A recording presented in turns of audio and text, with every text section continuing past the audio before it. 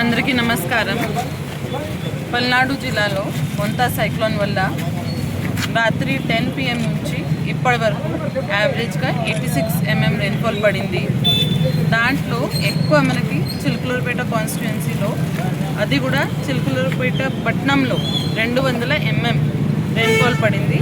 ఎడ్లపాడులో 170 mm, నాదెండ్లలో 130 mm. So ఎక్కువ rainfall ఈ ఏరియాలో పడింది. మొత్తం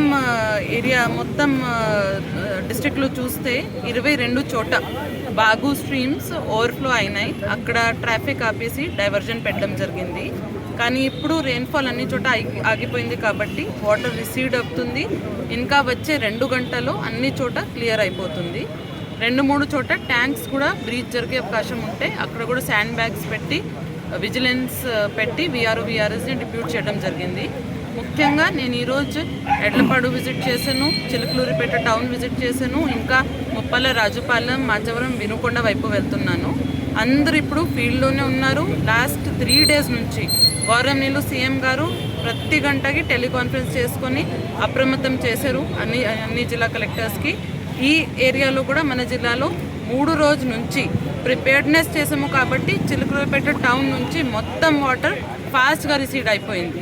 ముఖ్యంగా గత 2 రోజుల్లో డ్రైన్స్ అన్నీ డీసిల్టింగ్ చేసి క్లియర్ చేసాము కాబట్టి అవుట్ఫ్లో డ్రైన్స్ నుంచి వాటర్ ఫాస్ట్గా వెళ్ళిపోయింది. నేను కూడా ఒక క్యాంప్ ఇక్కడ విజిట్ చేస్తే అందరూ అక్కడ 60 మంది ఉన్నారు. రాత్రి కూడా ఇక్కడే పడుకున్నారు. ఆ స్కూల్కి ZP స్కూల్ క్యాంప్లో హ్యాపీగా ఉన్నారు. వాళ్ళకి ఫుడ్, డ్రింకింగ్ వాటర్, టాయిలెట్స్, పిల్లలకి పాలు, బిస్కెట్స్ అన్నీ ఇవ్వడం జరిగింది. ఇంకా రాత్రి వరకు స్టిల్ విజిల్లో ఉన్నాము, అన్ని అలర్ట్లో ఉన్నాము. అన్ని చోట నుంచి వాటర్ పోయినాక శానిటేషన్ కూడా ఇన్షూర్ చేస్తున్నాము. జిల్లా వాసులకి ఒకటే మెసేజ్, మీరు కూడా అనవసరంగా బయట రాకూడదు.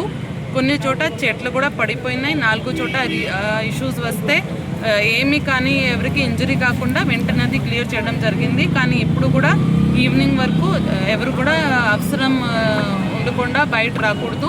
వాళ్ళ ఇంటిలోనే ఉండాలి, సేఫ్గా ఉండాలి. జిల్లా యంత్రాంగం అందరూ ఫీల్డ్లో ఉన్నారు. వాళ్ళకి తోడుగా అన్ని ఇష్యూస్ ఎక్కడెక్కడ వస్తున్నాయి అక్కడ వెంటనే క్లియర్ చేస్తున్నారు.